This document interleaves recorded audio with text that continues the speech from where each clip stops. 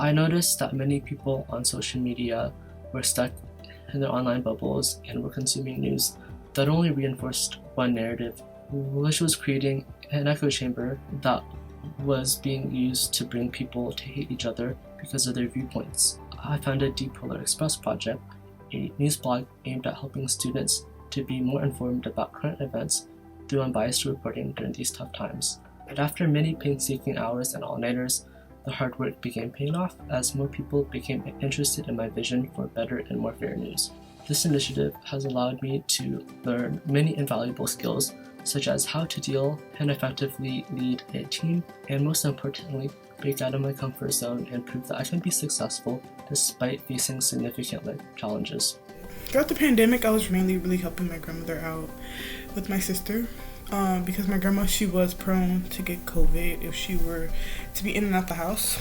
So since I was the young one, I would go out, I would get the groceries, any medications. I started to apply to a lot of enrichment programs for the summer so that I can be productive. So I got into this one internship. It was the UCSF high school internship program that I really wanted to do.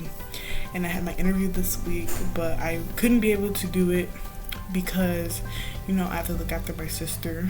This is a form of leadership in my eyesight because, I'm taking on responsibilities that were given to me. Although I can't be able to do what I wanted to do, I want to still be able to help and be there for my family. I had more time to do things during the pandemic. I started my reselling business to learn more about finance and business. I gave back to the community performing piano virtually for the ICU patients and the medical staff members at the UCSF. Financially speaking, we were in a bad place. I asked myself, what can I do? I took advantage of this opportunity by working hard, practicing piano and applying for virtual competitions and reading books. This was the perfect opportunity for me to work on myself for the future. I am in charge of making sure everything goes according to plan. The ultimate goal of my life is to go to college. This is my dream. My parents work 9 to 5 every day. To be honest, I hate seeing them like this. It is true that education plays a very vital role in one's life. For me, this is the best option. A recent challenge I've overcome was the loss of my father.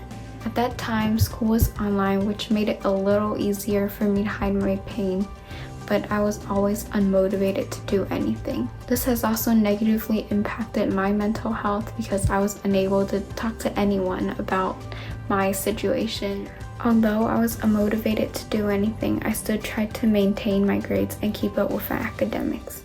My father, being my role model, has taught me endless lessons about being a good person and doing the right things. This obstacle has definitely impacted my future career choice in working in the medical field because I am passionate about helping others and potentially saving lives. When I think about college, it's such a intimidating thought because I am a first-gen student and I'm a woman of color in a Latin household. However, I want to get a bachelor's degree. I even want to pursue a master into engineering and architecture. And one of my main goals of why I want to get a bachelor is to break the cycle of poverty. And now that I have this opportunity of being in this country with this much opportunities to get college, it's my way to give back my family all the sacrifices that they have made. College and career aspirations would be pursuing a law and politics career.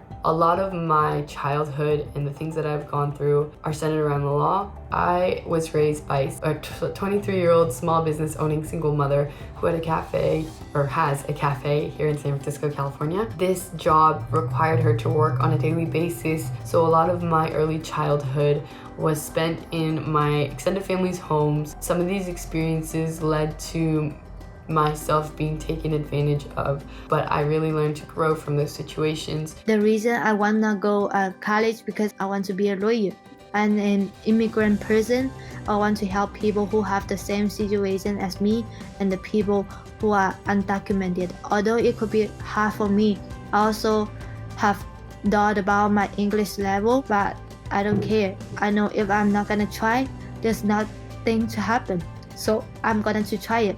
My biggest goal is to get better grades in my school, to go to a great college, and study to be an aeronautical engineer or nuclear engineer. I want to be an engineer because I will be able to help my family economically and morally.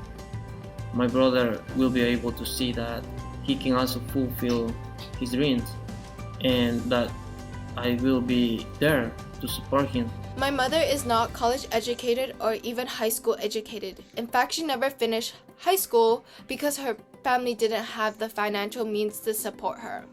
In my eyes, she is the most courageous, inspiration, supportive person I know, and she is the reason for my successes today. I truly hope that education is the key to breaking the cycle of poverty and the path to finding success.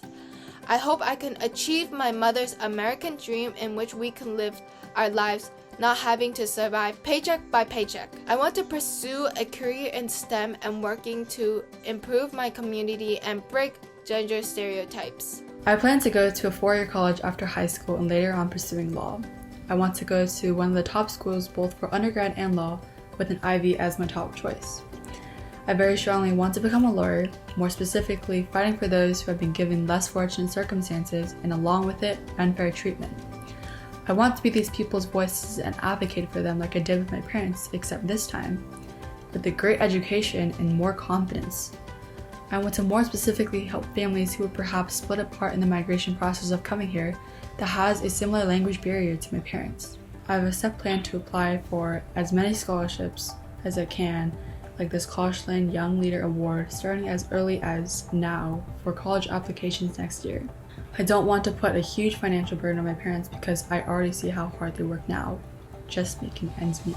If I win this scholarship, it'll not only help me and my mom financially, but it'll provide a sense of security.